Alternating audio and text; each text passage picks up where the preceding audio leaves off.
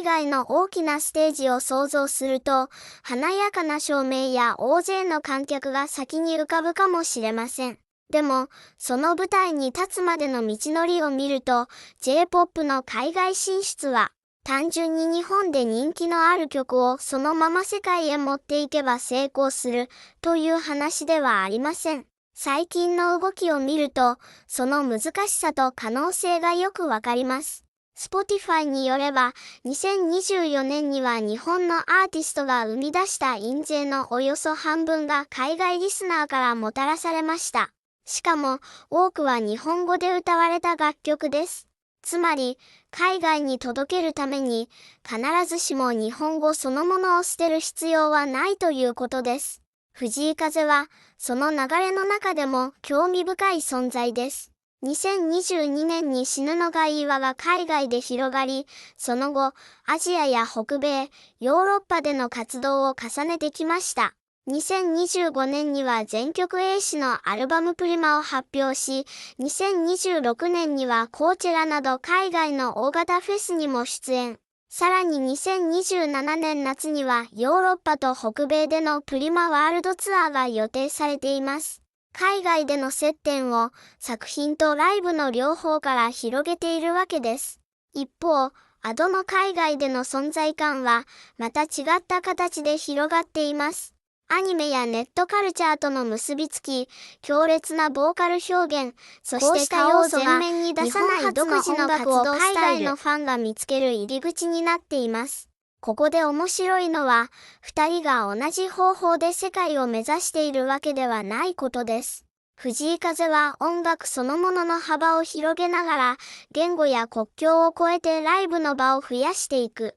Adoは日本のポップカルチャーと強く結びついた表現を保ちながら、その個性を海外へ届けていく。そして、ここに J-POP 海外進出の難しさがあります。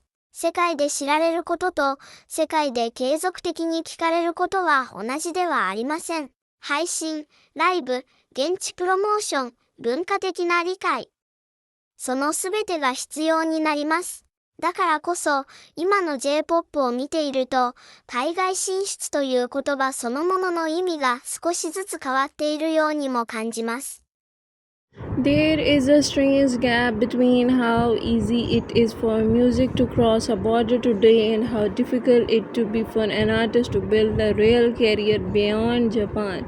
A song can reach listeners in another country within seconds, but turning the first stream into the concert's audience and a long-term fan base and a sustainable international career is a completely different challenge. That is why the overseas growth of artists such as Fujii Kaze and Ado has become so interesting. Their stories point towards two different possibilities for Japanese music. The first challenge is practical. Japan has an enormous domestic music market, which means artists can build successful careers without immediately needing an international audience. At home, touring infrastructure, familiar productions team, menus, and business networks are already established. Going overseas change that equation. Artists and their teams have to deal with unfamiliar venues, different production systems, travel expenses, local re-regulations, promotion, and audience who may have been discovering them for the first time. The financial return is not automatically better either. In some cases, international expansion can require significant investment before it produces meaningful results. This creates a difficult question for the Japanese industry. If younger artists increasingly want to perform internationally, who will give them the infrastructure and experience needed to make that possible?